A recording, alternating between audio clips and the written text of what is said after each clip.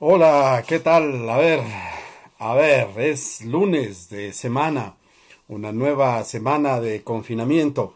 Vamos a comenzar la conexión, vamos a esperar a que nos conectemos, a certificar si ya está la conexión, ya está funcionando esto, para conversar un poquito de los temas que hemos venido haciendo. Esta conversación con ustedes, que más que un programa, más que una cátedra, más que una enseñanza, es una conversación entre amigos y amigas, ¿no? En todo lado del mundo. Yo había propuesto algunos temas para ahora, estaba un poco preparando las propuestas, un poco para irles planteando a ustedes, porque en esta semana que seguimos en abril, seguimos en el confinamiento, hay un día muy importante, el jueves 23 de abril. Para los que amamos la lectura, para quienes los libros son la prioridad, para quienes la vida la conocimos a través de los libros, pues todo el mundo ha leído. Si aprendes a leer y desde allí no paras de leer. Te guste lo que te guste, leas lo que leas.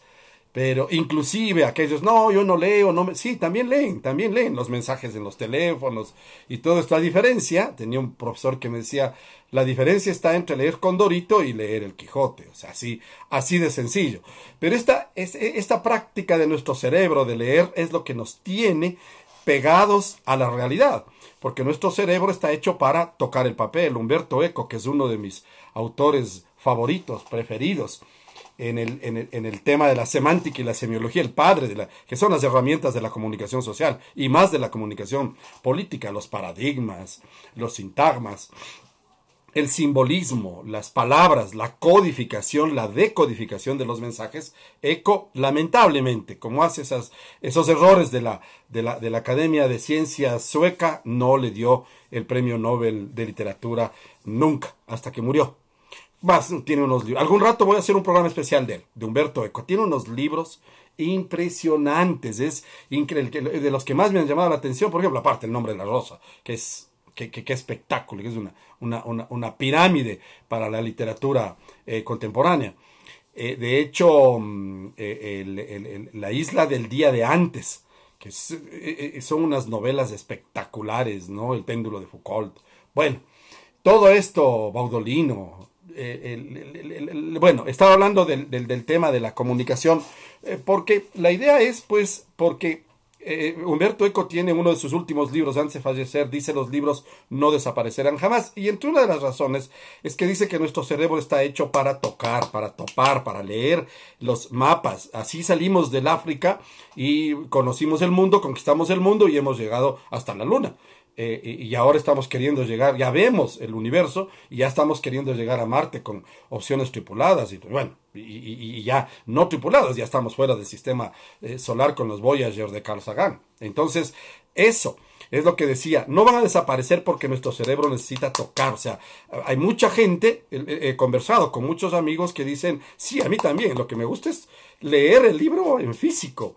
Y claro, es más cómodo porque hay libros de bolsillo, te guardas y claro, en la computadora puede ser más práctico y todo, pero no sé, yo no me acostumbro. Yo he hablado con muchos de ustedes y saben que no.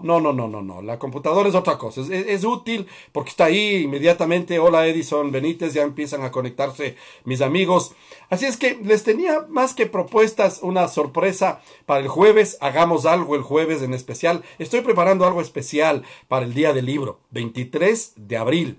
Nacimientos de Shakespeare y de Cervantes, los grandes del inglés y del castellano. Son las lenguas más cercanas, ¿no? Habría que ver también un día la lengua quichua, porque es muy deliciosa, muy rica, aflautada, como lo dicen los técnicos. La poesía en quichua es tan bonita, pero claro, cuando la recitas y hablas con los acentos, con la acentuación del quichua, y si le varías del quichua al Imbabura del norte o el quichua del centro, o el quichua más al sur, por ejemplo, hacia Riobamba, hacia Guamote, a las comunidades, hacia Lausí, por ejemplo, esas comunidades que son, pero Nizag, que es una de las comunidades más emblemáticas que hay, que está cerquita a la nariz del diablo. Esas comunidades, por decirlo con un término colombiano, berracas, de los indígenas. Y lo que hablábamos la semana pasada, las de Fernando de Aquilema, los herederos del Aquilema, los puroás. Bueno, pero la idea es que el jueves 23 de abril, que es el día del libro, hagamos algo especial. A ver si les leo algo especial. Bueno, no les voy a adelantar porque estoy preparando algo muy simpático para hacer el día del libro. Pero esta semana quiero dedicarme a personajes que más bien manejan un periodo de la época histórica, política ecuatoriana. Hola, Brian, a Brian desde Loja. Qué gusto, Brian sigue también con esto. Parece que el fin de semana se relajaron todas las actividades en el país, porque en Quito hubo una molestia muy grande. Las ventas ambulantes en el centro histórico, en los mercados de San Roque, el mercado central, fue como un día normal, un fin de semana muy normal. No sé hasta dónde vayamos a avanzar. Me contaron que en Loja también las actividades estaban pues, muy comunes. Ambato tiene los lunes de Ambato, históricamente, desde hace décadas. Ambato tiene su feria el lunes, su feria de todo, de productos, de zapatos, de todo, agrícola, todo. El lunes industrial, el lunes de Ambato. Entonces, sí, y hay una pelea ahí por el mercado mayorista. Bueno, entre una concejala y el ministro de Ambiente, que es ambateño y no sé en qué anda metido en el tema. Pero bueno, la idea es que esta semana quería hablar de ese periodo político en el que aparecen personajes como un señor Carlos Guevara Moreno, un señor Asad Bucarán, Velasco Ibarra, porque luego de que ustedes escuchen esta relación de Carlos Guevara Moreno, van a entender que por eso es que no quiero hacer un programa solo de personajes o de Velasco Ibarra, por ejemplo, porque sucede que el señor Guevara Moreno es realmente quien le hace a Velasco Ibarra. Velasco Ibarra aparece como un simple títere de Guevara Moreno y del Partido Conservador, del que era muy afín, pero nunca se afilió, porque el Partido Conservador era muy elitista y él, en cambio, Velasco, populista, y lo que quería decía, yo gano con la chusma. Pero lo de chusma vino contra Guevara Moreno, porque él crea un partido tan popular como el Concentración de Fuerzas Populares, que tenía su bastión en los sectores populares del Guayas. En esa migración constante del Ecuador hacia Guayaquil, particularmente por la represión en las haciendas, el hambre, la explotación a los indígenas en las haciendas, los indígenas fueron a parar en Guayaquil y fueron creando todo esto que es primero el suburbio, ¿no? El suburbio como parte de la construcción y el crecimiento de una ciudad constante, efusiva, activa, permanente, con ideas liberales. Les llegaban por el mar los patriotas, los liberales, la masonería con sus propuestas, le van llegando por allí y entonces se vuelve la cuna de todo este pensamiento y de la práctica comercial también. Entonces, en este periodo, porque quiero que particularmente los jóvenes que están observando, conversando o viendo este proyecto, van a escuchar nombres que hasta ahora tienen presencia y van a escuchar cómo es que se hace la política, como yo les decía, y entonces van a ver que hay jugadas políticas de este señor Guevara Moreno. Mañana podemos hacer Asad Bucarán, pero como continuación del periodo de Guevara Moreno, y me gustaría, por una línea que haya, van a ver porque hay una línea, avanzar con Fran Vargas Pasos. Por una razón, es decir, ¿en qué se parecen? Ya van a ver. A ver, un par de saluditos antes de la semana pasada me pasé en los saludos. Me encanta que salude, pero me pasé de la hora en la semana pasada con especial saludo y cariño a Héctor Untuña desde Toledo, España. Me escribió desde allá, conocí Toledo. Ustedes cuando estén en Toledo, cuando van a Toledo, suben una colina histórica, arriba está el Alcázar, están las construcciones musulmanas y católicas, porque son construcciones que tienen que ver con sus religiones, pero son hechas por árabes y castizos y castellanos. Está en la zona de La Mancha, y entonces ahí adoran al Quijote, y yo que adoro al Quijote, pues estaba Da Vinci. Pero cuando ustedes suben por las callejuelas empedradas, en cualquier momento se les viene la idea de que va a salir un grupo de espadachines, o les van a consultar a alguien con un sombrero de 3 picos, o unas damas espectacularmente vestidas, porque es así la ciudad. Toledo es el centro donde están ustedes, es realmente hermoso. Saludos, Héctor Untuña, qué gusto que me hayas enviado un saludo desde Toledo, qué ciudad más bonita. Hablé de Toledo algo, ¿no? Por el Greco también. Nelson Pastuña también. Rodrigo Ponce León. Rodrigo Ponce León me hizo un comentario muy inteligente sobre Osvaldo Guayasamín y Kingman, y me hacía caer en cuenta. Me gustaría que revisen en mi red, le reproduje, si no ya le voy a poner de nuevo, el comentario de Rodrigo. Él me dice que viene un poco del arte. Sí, claro, conozco su trayectoria. Viene del teatro, hizo alguna producción de teatro. Pero entonces él decía que no es, sí puede ser un poco desgastante cuando yo hablaba de esta pelea que hubo entre Kingman y Guayasamín. Lo que él dice muy inteligentemente, citando obras como por ejemplo La visita de Kingman, Los Guandos, Joaquín Gallegos Lara escribe la novela, pero quien pinta el cuadro no es Guayasamín, es Kingman. Y son, claro, son personajes que tienen unas manos poderosas, extendidas, alargadas, pesadas, pero que llaman la atención y le dan peso al cuadro, y le dan foco al cuadro. En realidad, vi un ejercicio que están haciendo en Facebook, ya voy a ver quién, de poner la foto de La visita, por ejemplo, del cuadro de La visita, y hay otros cuadros también, pintores ecuatorianos, y te piden que tú recrees con tu familia, ahora que estás en el encierro, los cuadros de La visita. Es una visita, están conversando dos mujeres, la una está vestida de negro, con una chalina en la cabeza, un pañuelo en la cabeza, la otra está sentada con un vestido rojo en un sillón en una sala. Sí, o sea, y hay fotos bien interesantes, muy bonitas, y propuestas muy bonitas.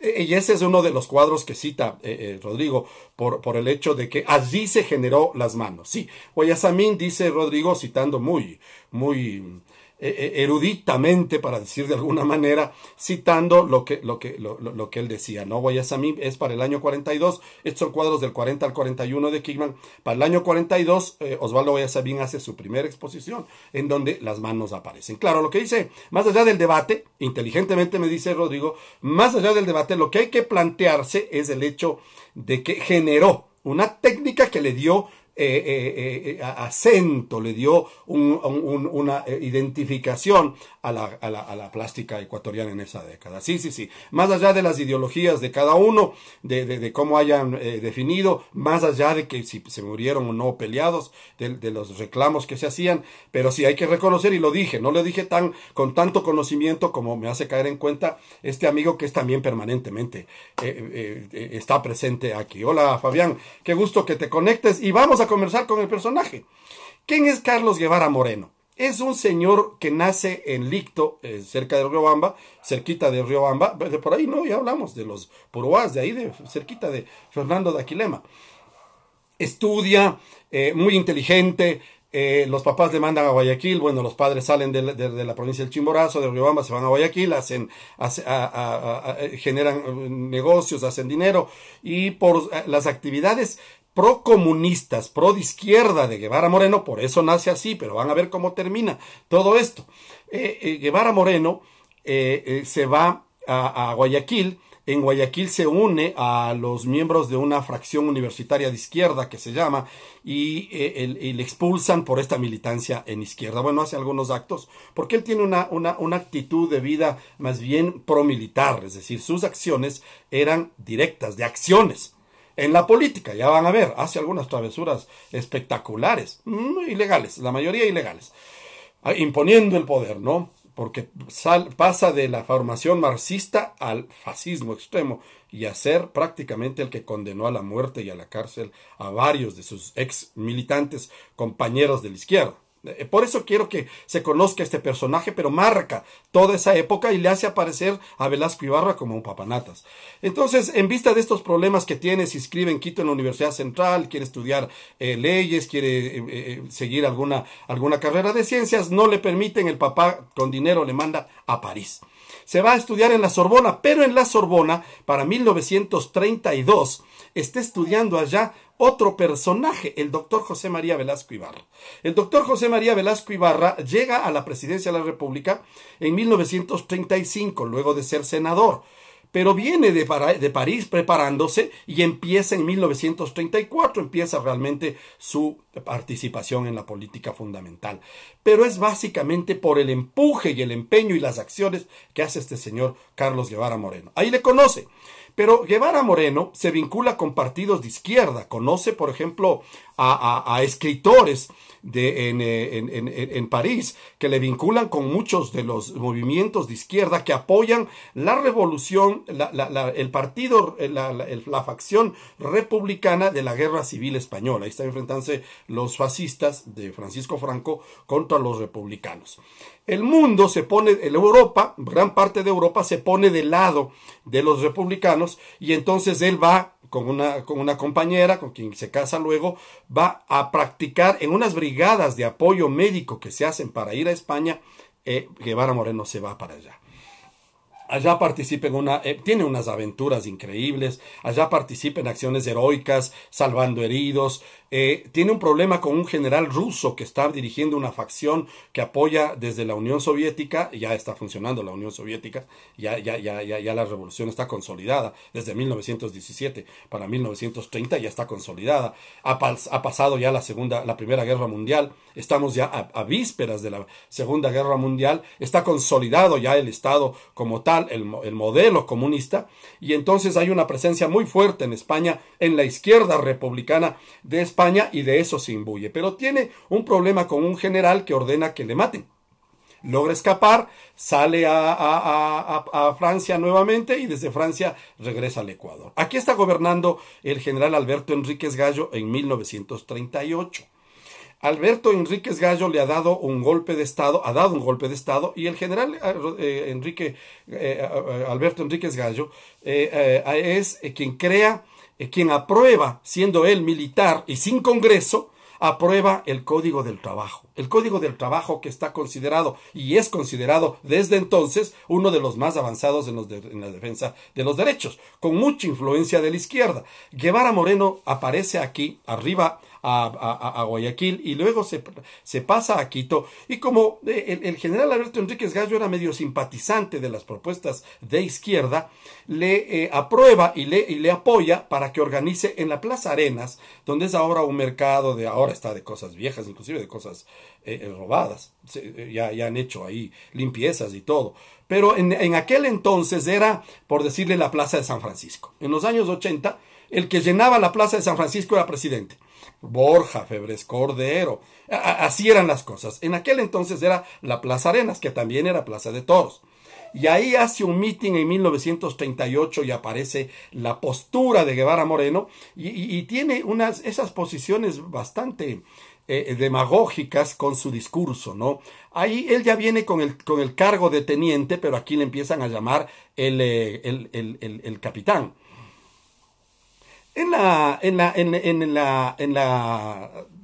En esta concentración que se hace con la izquierda, ¿no?, a favor del partido de la facción republicana de la Guerra Civil Española, tiene una frase cuando él está joven, ¿no? Él está en la tarima, se abre la camisa, usaba boina, se abre la camisa y dice: vengo desde España, estuve luchando junto a los republicanos, y en mi cuerpo llevo en mi carne la mordedura de la metralla fascista. Esto, la gente se alborota, le aplaude, le sacan en hombros, y el hombre empieza una carrera vertiginosa. Es uno de los fundadores del Bloque Democrático, que para 1940 obtiene un diputado a la Asamblea Constituyente con Alfredo Pareja Díaz-Canseco. El escritor que ya empieza a aparecer, Alfredo Pareja, es legislador de esta fracción. Para 1939, porque en 1938 hay una constituyente, pero en 1938 esa constituyente aprueba una constitución, pero le dan un golpe de Estado y no alcanza a aprobar la Constitución. Entonces, cuando se llega en 1946 al golpe de Estado que da Velasco Ibarra, lo que hacen es armonizar la Constitución. La del 38 hay un debate entre constitucionalistas e historiadores si entró o no entró en funcionamiento, en aplicación. Porque una Constitución entra en funcionamiento cuando se aprueba una constituyente y se publica. Esta no se publicó, pero sí se tomaron algunos aspectos para que funcionen armonizando con la de 1906, la Alfarista. Entonces, hay unos historiadores y constitucionalistas que le ponen en la lista de constituciones vigentes en el Ecuador y otras que no le ponen. Yo, por ejemplo, considero que no se aprobó, porque trámite legislativo tiene que cumplirse para que haya legalidad. Es lo mismo que pasa en un juicio. Tienen que cumplirse todas las metas. Si no es injusticia y es indefensión del acusado. Y se puede anular el juicio. Por lo tanto, todos los pasos. Porque si lo otro fuera así, ya aprobado, levanten la mano, ya está aprobado, ya, entonces quedó. No. Hay procedimientos que hay que hacer. Entonces, esto pasa en 1939. Pero en 1939 Velasco Ibarra regresa para ser candidato porque Velasco Ibarra ha dado un golpe de estado en 1935, me precipité sobre las bayonetas, como dijo en algún momento, le expulsan los militares, está en Colombia, le va a ver Guevara Moreno y regresan. Guevara Moreno y Velasco Ibarra regresan para las elecciones presidenciales de 1940 que gana Arroyo del Río. Velasco Ibarra denuncia fraude. Bueno, no Velasco Ibarra, denuncia fraude Guevara Moreno, pero por esas circunstancias le apresan. Pero Guevara Moreno viene a organizar una insurrección armada para ponerle en el poder en contra de Arroyo del Río, pero no tiene la capacidad y la posibilidad, no cuenta con el apoyo de los militares, básicamente de la fuerza terrestre, más que es la fuerza militar, la fuerza terrestre. Él se alía con la base aérea de Quito, con los de la FAE, los pilotos de la Fuerza Aérea, pero sucede que no son suficientes como para dar un golpe de Estado, y entonces es desterrado a Colombia. Velasco Ibarra ya es presidente para el 44, está en Colombia para 1944, recuerden, ya hablamos de la gloriosa, y con Guevara Moreno vienen. Y viene en Colombia, Guevara Moreno le mete tanto el tema de la izquierda, que cuando, claro, los izquierdistas le van a buscar a Velasco Ibarra, él dice, mi corazón está a la izquierda. Y le nombra a este marxista venido de la revolución, de la guerra civil española, le nombra su secretario de la administración, que era el administrador del Estado, de los empleados, de los ministerios. Pero él quería ser ministro de gobierno, porque normalmente en la práctica política ecuatoriana, más que el vicepresidente, el ministro de gobierno era el que cuando se caía el presidente le sucedía el ministro de gobierno. Cuando el presidente renunciaba o tenía que hacer alguna actividad, el que le reemplazaba era el ministro de gobierno. Entonces, inclusive en estos constantes golpes de Estado permanentes, los coroneles, como Mancheno, por ejemplo, el general, ya vamos a conocer quién era el coronel Mancheno en este proceso, eran ministros de gobierno. Y cuando se caía Velasco, o se caía cualquiera de los otros presidentes, le reemplazaba a su ministro. Guevara Moreno quería ser. Y ya comienzan las vanidades. Por eso les he dicho, porque no son personajes, son períodos. Y aquí comienza el crecimiento de un Velasco Ibarra, que ya sale de la presidencia con un golpe de Estado. Está apoteósicamente con una revolución de izquierda en 1944-45, pero siempre Guevara Moreno atrás, ahí, hablándole en el oído. Cuando viene a conspirar contra el ministro de gobierno que propone Velasco Ibarra. Pero sucede que todo el camino de 1944 a 1945 le va embolatando la cabeza a Guevara Moreno, a Velasco Ibarra, para que dé el golpe de Estado contra la izquierda. Y traiciona, como les conté, ahí es cuando van a parar presos la Nela Martínez, en el oriente, en Isabel, en la isla Isabela. Y entonces Velasco se proclama dictador el 30 de marzo de 1946. Llama a una constituyente y sucede que el Partido Liberal dice no voy.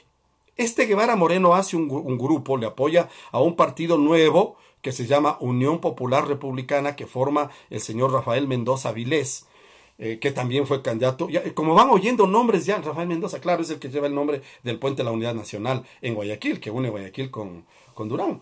Entonces, claro, estos nombres ya van apareciendo con ustedes, van a decir, hijo, qué barbaridad. Sí, así comienza esta parte de la historia. Y el señor Guevara Moreno dice en algún momento luego, dice que en 1946 ninguno de los llamados líderes de izquierda tenía capacidad política, pues eran simples repetidores de consignas foráneas.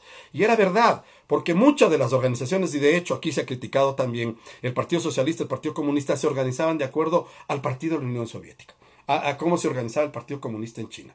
Entonces habían comsomoles, había la Secretaría General del partido, cuando aquí lo que tenías era un partido más organizado, más popular, más populista, que la gente no era educada, pues aquí no está, la educación todavía no llegaba, el mayor acceso a la política era la radio, los discursos se hacían por la radio, por eso es que Velasco Ibarra acuña esa frase de decir, denme un balcón y seré presidente. Sí, ahora es denme un canal, denme una red, denme Twitter. Hola a Edgar Castellanos Jiménez, el poeta de Ambato, le estaba saludando y quería hacerles un paréntesis antes de continuar, porque me gustaría que sigan las redes de Edgar. Edgar, a propósito del mes de abril, recuerdo que leí un libro que él tiene que se llama En un abril y cerrar de hojas, así como parafraseando, ¿no? La frase esa famosa, En un abrir y cerrar de ojos. Él tiene un libro de poesía muy bonito. Muy bonito. Recordé, dije, les voy a hacer caer en cuenta y les voy a invitar para que sigan las redes de Edgar Castellanos, que también está haciendo este ejercicio, ¿no? De hablar, de contarnos, de conversar con nosotros a través de la poesía. Bueno, entonces les critica a los socialistas y a los comunistas Guevara Moreno porque dice nunca entendieron al pueblo y por eso fue que Velasco los liquidó. Lo que él decía es que eso del antiimperialismo, por la unión de los pueblos, de las necesidades, la satisfacción de las necesidades básicas, el proletariado, la lucha de clases, eran discursos que en el Guasmo, que en esa migración indígena no pegaban. Pero en cambio Velasco iba con ese discurso, después de leer esto y después de leer los discursos de Velasco Ibarra, siempre he creído que Velasco Ibarra era puro cascarón. O sea, realmente un bonito discurso, bueno, pero a mí no me convence ni su bonito discurso. Cita mucho a los griegos, cita a los romanos, cita a la Revolución Francesa, hace muchas citas que parecen eruditas, pero es bien vacío, el hombre es bien vacío. No sé si ustedes quieran, revisen los discursos de Velasco Ibarra. Había en discos, hay ahora en el internet, hay libros sobre los discursos de Velasco Ibarra. El hombre hablaba horas, 1, 2 horas, daba unos discursos y la gente lloraba y se emocionaba. Pero cuando ya se leen, ya no hay condumio. No hay condumio. Entonces aquí entienden quién era el que realmente le hacía las acciones. Entonces sucede que Velasco Ibarra llama a una constituyente en 1946, ya ha traicionado a los izquierdistas del 45 por orden y decisión de Guevara Moreno. Para el 46 ya llama a una constituyente y sucede que ni ganan los velasquistas, porque él no tenía partido en realidad, y entonces lo que hacen es ganan los conservadores. Entonces la costumbre, como les había contado, la costumbre era que el presidente encargado que convocaba a la constituyente de cajón era nombrado presidente constitucional. Le pasó a Isidro Ayora, al propio Eloy Alfaro, a García Moreno, no se diga. Bueno, esa era la idea. Pero sucede que los conservadores dicen, no, pues del otro lado hay 13 diputados y nosotros tenemos 43. ¿Por qué vamos a elegir a Velasco Ibarra si no es ni nuestro? Si nos han ninguneado, anda hecho el izquierdista, anda hecho el liberal con ese señor Guevara Moreno, que es un patán, que es un violento. No, señor, además viene desde la izquierda española, con los guerrilleros y todo. No. Nosotros inclusive somos simpatizantes de Francisco Franco. Así es que no, nosotros vamos a elegir a Manuel Elicio Flor. La tarde que se va a realizar la sesión, recuerden que ya les conté que el Congreso, como no tenía sede, sesionaba en el Salón Amarillo del Palacio de Carondelet. El ministro tenía su despacho más allácito y el presidente más allácito. Así de simple. ¿Qué es lo que hace cuando ya se enteran? Porque Velasco Ibarra va al Congreso, va a la sesión del Congreso, da un discurso y se da cuenta que no tiene mayoría. Le pifian, hace un informe de 6 horas de labores, de su gestión y les pide que voten por él. Se da cuenta que le pifian, casi le votan, le sacan a patadas del salón y le dicen vayas. Entonces Velasco dice, estoy preso, este rato estoy muerto.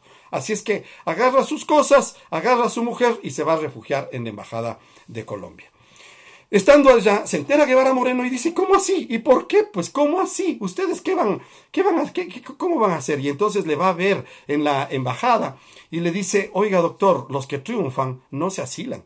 Vamos, este rato tenemos que recuperar el poder.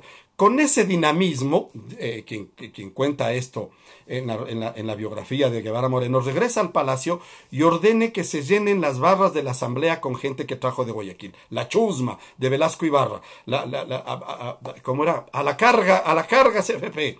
era pueblo contra trincas, ya estoy adelantando las frases de este señor. Y vienen preparados para amenazar y golpear a los diputados. Y en realidad les empiezan a agredir. Y hace rodear el edificio, la parte del Palacio de Carondelet con tanques de guerra para que no lleguen. E inclusive, como era médico de guerra, despliega carpas de campaña militar para tener ahí enfermeros y médicos para atender. O sea, el país, el Quito dice, qué bestia, ¿qué se viene? Entonces hace una jugarreta y oigan esto. Entró al local de la asamblea y dirigiéndose a un diputado velasquista dijo en voz alta para que todos le oigan: de aquí no saldrán vivos y estoy seguro que elegirán presidente al doctor Velasco, porque bajo cada conservador se esconde un tímido. Y se retiró tranquilamente a su despacho, donde se encerró con todo el misterio del caso, porque en la antesala de su despacho, para que vean los legisladores, para que todos los que estaban allí pudieran ver, había hecho colocar en los percheros de la ropa de los visitantes 8 gorras y abrigos militares con insignias de generales, para que la gente creyera que adentro en el despacho él estaba solito. Se encontraba conversando con los 8 generales que tenía la República. Lo que querían, el mensaje que quería mandarles es decirles: yo estoy reunido con los militares, ustedes no lo eligen al doctor Velasco, aquí se acabó todo esto. Los diputados se asustan y le eligen a Velasco. Y les llaman y le dicen que venga a hacer, y tiene 43 votos. Era para elegirle del periodo del 46 al 50. Ahí viene un nuevo golpe de Estado. No se posesiona Velasco Ibarra, no se cuenta eso como posesión de Velasco Ibarra, pero peor, porque le encargan a Velasco la presidencia. El doctor Manuel Elicio Flor, y esta es una anécdota que conocía por parientes de él, por amigos de él que le conocieron. El doctor Manuel Elicio Flor, que era un hombre de dinero, ya había preparado y tenía preparada la fiesta de posesión en un salón de lujo. Estaban los meseros, estaba el banquete contratado, estaba contratado una orquesta, y entonces ellos esperaban que a la noche, una vez que termine Velasco, termine la sesión, se elija al doctor Manuel Elicio, y el doctor Manuel Elicio Flor iba a hacer un desfile desde la calle, por la García Moreno, hasta un hotel que quedaba a 2 cuadras del local. Y claro, en la apoteosis iba a ser el presidente de la República. Y Guevara Moreno le deja con los churos hechos, con la fiesta pagada. A la final dicen que sí fueron a beber los conservadores, ya, pero del dolor y del llanto de la derrota. Pero procede esto, pero el 25 de agosto de 1947, el ministro de Defensa, Carlos Mancheno Cajas, da un sorpresivo golpe de Estado, y antes de que se posesione Velasco Ibarra como presidente, le ponen en un avión y le destierran a Buenos Aires, junto a su mano derecha y al que realmente el mentor, Guevara Moreno, que terminan en Buenos Aires. Pero allá deciden hacer la contrarrevolución, pues, y dicen: no, pues tenemos que volver. Y entonces se embarca con Guevara Moreno para Guayaquil el 29 de agosto, o sea, regresan enseguida, pero al venir en un avión hacen escala en Lima, pero ya son los gobiernos vecinos, ya son avisados, y el gobierno peruano hace un pacto con el gobierno ecuatoriano y dice: no, señor, ustedes no pasan de aquí porque ustedes no pueden seguir al Ecuador. Ahí se queda. María Patiño, saludos, que te hayas conectado, qué gusto. Y entonces Guevara Moreno, claro, era un tipo que pensaba como militar, como guerrillero. Enseguida dice: si no me dejan aquí, vámonos a La Paz. Y desde La Paz entro a Colombia, y desde Colombia, con las amistades que usted tiene, doctor, volvemos al poder. Y Velasco en Lima le dice: no, ya no.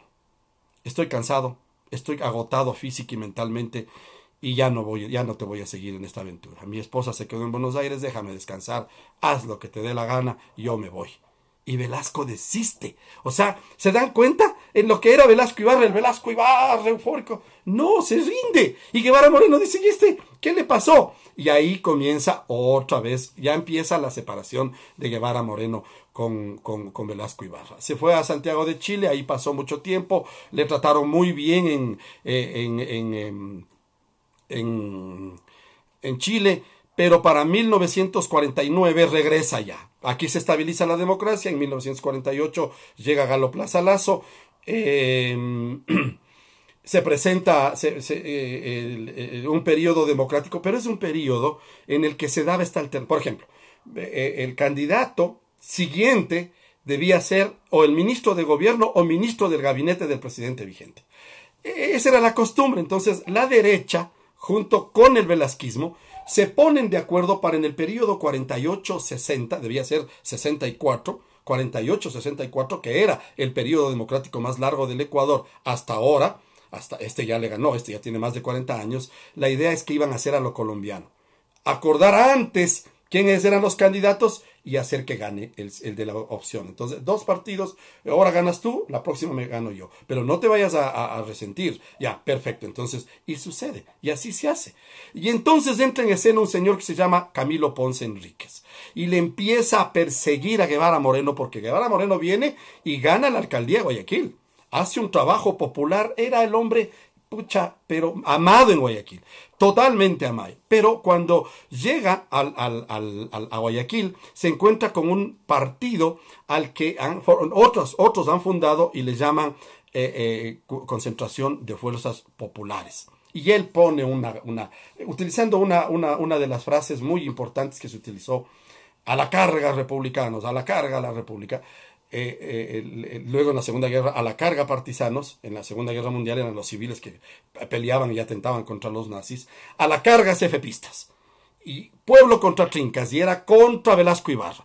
Entonces, en 1949, el CFP apoya la candidatura de Rafael Mendoza Vilés a la alcaldía de Guayaquil, pero pierde, porque dicen que le hace fraude Rafael Guerrero Valenzuela, que era sobrino del presidente Plaza.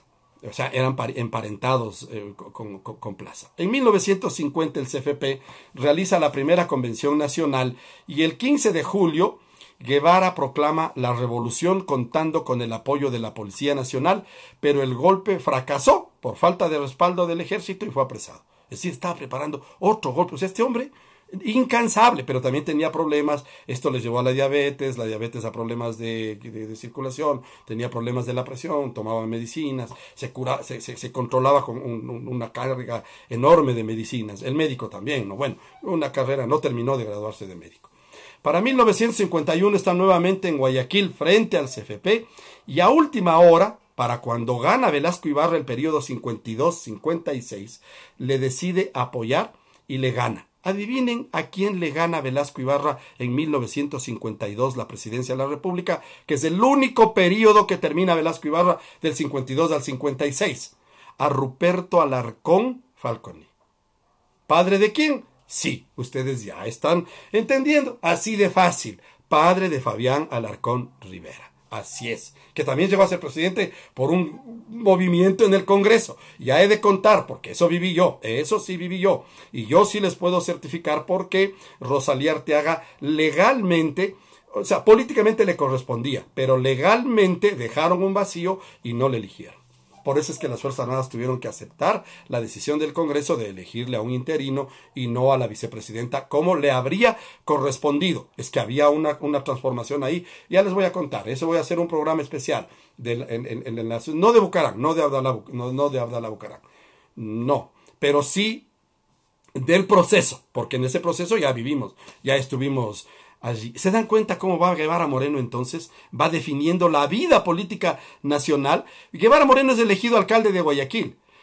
Y el 30 de octubre de 1953, cuando iba allá a las reelecciones, elegido en 1951, pero la mayoría del gobierno, dirigida por Camilo Ponce Enríquez, suspendió las elecciones municipales que se debían realizar el 1 de noviembre para evitar el segundo triunfo de Guevara Moreno a la alcaldía de Guayaquil. Porque, como alcalde de Guayaquil, ya era presidente de la República.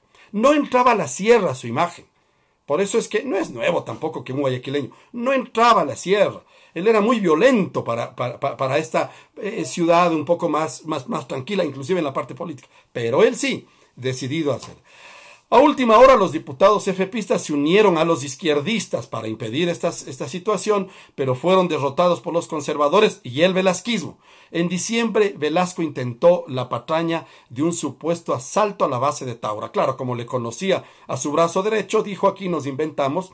Y aquí va terminando la relación de Velasco Ibarra con Guevara Moreno. Velasco Ibarra, para el año 60, cuando ya es rival de Guevara Moreno, se consigue otro hombre que le hace, también venido de la izquierda, Manuel Araujo Hidalgo. Ya hemos de hablar de él también. Y sucede que ya van ustedes escuchando nombres de... ¡Qué barbaridad! Entonces, por eso les digo, Velasco Ibarra, como que de sí. Bonito discurso, sí, pero sin condumio. Pero quienes les van haciendo las construcciones son estos. Ahí está. Entonces le meten preso, le acusan, le sacan, le destituyen de la alcaldía y le sacan al exilio. En 1954 puede volver a ser, y es recibido con un apoteósico desfile de antorchas y lanza su candidatura para diputado por el Guayas y triunfa. Pero el ministro de gobierno de Velasco Ibarra, Camilo Ponce Enríquez, que quería ser presidente del 56 al 60, como en realidad lo fue, ahí en el 59 hay una masacre bien fuerte del capitán Quevedo, creo que se llamaba, un problema en Portoviejo, muy serio, en donde hay una masacre, que es la responsabilidad de Camilo Ponce Enríquez. Y entonces Guevara Moreno empieza a declinar en su figura. Para esto, ya ha organizado el CFP, que es un partido poderosísimo, constituido contra el velasquismo, porque Velasco no tenía partido. Velasco se aprovechaba de los partidos de la izquierda, de la derecha, de los conservadores, de los liberales, aglutinaba un montón de sectores. Pero él decía, con la chusma, a mí con la chusma es suficiente, denme un balcón y le convenzo a la chusma. A la chusma les llamaba así peyorativamente, pero porque Pueblo contra Trincas era, en cambio, el discurso de los cefepistas. Y Guevara Moreno empieza a declinar, pero sigue manejando el partido. Ya habían fuertes diferencias y aparece un joven en el CFP. Un joven con carisma que se había pasado, eso les cuento mañana, las calles de Guayaquil, venido del Líbano, dijeron unos, nacido en Ambato, dice él, Asad Bucaram el Halim. Así es que viene, paisano de Edgar Castellanos, por eso el chiste de que le preguntan a un niño, ¿cuáles son los tres Juanes de Ambato? Juan Leomera, Juan Montalvo y Asad Bucaram. Sí, porque la partida de nacimiento apareció en Ambato, en una iglesia, donde fue registrado el nacimiento de Asad Bucaram. Ese era el chiste que se hacía en la época.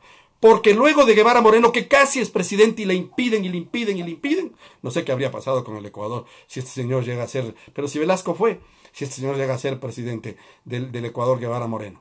Y lo mismo a Asad Bucaram. Pero ¿qué le pasa a Guevara Moreno? Le roban el partido. Cuando llega Asad Bucaram, le quita el partido, Guevara Moreno ya está agotado, está enfermo, ya tiene menos horas de trabajo para estar, pero en cambio Asad Bucaram es una tromba y es elegido también alcalde de Guayaquil. Guevara Moreno se va a México para hacerse curar. En 1961 regresó a Guayaquil, reasumió la dirección del CFP, trató inútilmente de recobrar la posición de líder y cuando trataba de convocar una asamblea nacional del CFP para expulsarle a Bucaram, Bucaram gana a Saad Bucaram el Halim. Gana la alcaldía de Guayaquil y se convierte en un baluarte, y Bucaram es otro populista que, heredando todo ese argumento, Bucaram tenía un buen discurso, pero muy populista. Guevara Moreno ya venía con una práctica, pero Bucaram era muy populachero. Si ustedes le hubieran oído hablar a Bucaram, yo llegué ya a trabajar cuando Asad Bucaram era el presidente de la Cámara Nacional de Representantes, realmente era... el patán con corazón, le decían. El patán con corazón, porque en realidad tenía unas expresiones. Pero qué bestia. Bueno, ya vamos a hablar de eso. En 1970 perdió las elecciones para alcalde de Guayaquil, le ganó Francisco Huerta Montalvo, que estaba respaldado por el propio Bucaram, y Bucaram, que mañana les voy a contar, gana, ya deja de ser alcalde para ser prefecto del Guayas. O sea, el hombre venía creciendo y llega a ser, claro, inclusive llega a ser candidato. Finalmente, Guevara Moreno se viene a vivir en Quito, se compra un terreno aquí en San Rafael, dicen que vivía aquí porque en 1974 murió. Vivía aquí en San, pero ya perseguido, acosado. No era un orador de una manera tradicional de los políticos de la época, porque los políticos engañaban mucho con el discurso, pero tenía un discurso que atacaba directamente los problemas que se consideraba esenciales en una campaña, el populismo, ¿no? Y eso les llegó a tener muy cercano a la gente en el Guasmo, especialmente en los sectores de Guayaquil muy populares, ya les digo venido. Jorge Velasco Mackenzie tiene una novela que se llama El Rincón de los Justos y les voy a leer un párrafo que tiene él, es extremadamente hermoso, es un párrafo y descubre y describe cómo se va generando el Guasmo, cómo se va creando el Guasmo, de dónde viene, de esa migración indígena del centro de la sierra, desde Quito mismo, perseguidos, las deudas, el encarcelamiento, el agotamiento mental de los indígenas, vámonos a Guayaquil, y así se va creciendo, y de ahí han venido muchas circunstancias. Se dan cuenta, no es Guevara Moreno, es el periodo. Tantas cosas que pasan y todas son preparadas por este hombre que va pensando la política desde su práctica en la izquierda. Comienza siendo un comunista académico, marxista, leninista, prosoviético, pro la revolución en España, y termina siendo un fascista porque él es el que persigue, él es el que pone los nombres de los que manda a pegar. Hay una anécdota bastante que contaba Pedro Sade, el poeta que lamentablemente falleció por enfisema.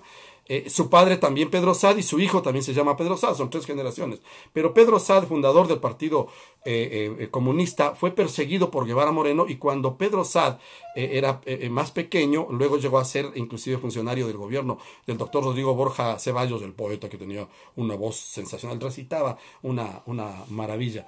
Tórridos amores con Toti Rodríguez, por ejemplo, una de las mujeres de la que el Ecuador y yo diría que parte del mundo andaba enamorado de la Toti Rodríguez, y tenían una relación pero tormentosa con él.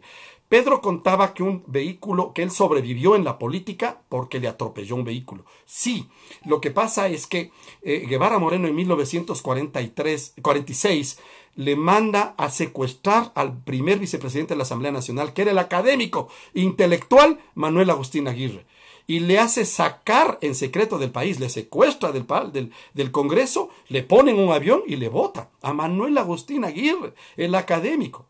Y al otro, para presionarle a Pedro Sade, al comunista, que había sido su colega, su compañero, años antes, le manda a perseguir. Y el momento que le van lo que querían es raptarle a Pedro Sade Jr., a Pedro Sade, el hijo.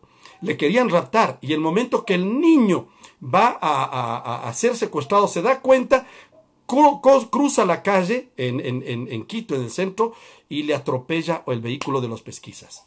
Le lastima, no le hiere mortalmente, pero le lastima. Y esto contaba el propio Pedro Sade. Ahora nos queda un Pedro Sade, que es el Pedro Sade Herrería, es el del que estoy hablando. Pedro Sade Jr. es teatrero, es escritor, ahora hace mucho teatro, recientemente estudió teatro en Rusia, estuvo por allá, es más joven, es casi coetáneo nuestro, he conversado con él, hicimos algunos especiales en Radio Pichincha Universal, el otro Pedro Sade. Así era Guevara Moreno. Pero así se hizo la película. Saludos, Ernesto. Qué gusto que estés presente también. Vi esto ya, Giselle Dueñas, ¿no? Siempre es un gusto, Giselle, el hecho de que estés identificada con estas conversaciones. Simplemente, entonces, todos este periodos, particularmente Ernesto, que es joven, para que vayan entendiendo. Miren ustedes, ya hay acciones que se repiten. ¿Cómo que? Sí, ahí están. Los tanques alrededor de los palacios, los golpes de Estado, ir a amenazar a los diputados, ir a pedir la destitución, perseguir la persecución a los rivales políticos. Ahí está. Guevara Moreno ya se la sabía de todas antes. Pero mañana quiero conversar del sucesor, quien le roba el partido CFP a Guevara Moreno, le obliga a retirarse, a Saad Bucaram. Porque luego también don Asad, después de funcionar en los 60 y en los 70, para empezar los 80, entra en conflicto con su sobrino político. Así es. Y luego vamos a... ¿Por qué la hilación de esto? Porque miren, Unión Popular Republicana, CFP, pero don Guevara Moreno, cuando le quitan el partido Concentración de Fuerzas Populares, funda otro partido. Adivinen cómo se llama. Se llama Acción Popular Revolucionaria Ecuatoriana, APRE. Ese partido que no crece ya con un Guevara en decaimiento, es recuperado en la década de los 80, cuando el general Fran Vargas Pasos sale libre de su carcelazo. Voy a hablar de Fran porque estuve con él, estuve detenido con él, le conozco, he hablado, he conversado mucho con él. El miércoles o el viernes, saltándonos, hablamos del general. ¿Por qué? Porque el APRE con el que llega el general Fran Vargas es herencia de Guevara Moreno. ¿Por qué le quitan el CFP? como que todo calza, ¿no? Como que ustedes entienden, claro, ahí están.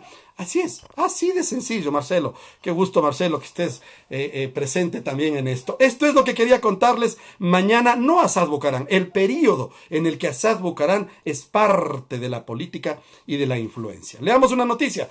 Perfecto, más de 100 personas perecieron sepultadas por un cerro. Telegramas cruzados durante el día de ayer que dan a conocer los detalles del desastre ocurrido cerca de la estación del ferrocarril de Chanchan. Los deudos de las víctimas realmente ofrecen un espectáculo desgarrador por el dolor. Fechado en Quito, Ecuador, el domingo 11 de enero de 1931. En este momento, siendo las 6:45 p.m., se informa que se ha caído un derrumbe en el kilómetro 122 hacia el sur, por donde está la estación ferrocarril del Chanchan, como ocurrió hace 5 años en Huigra.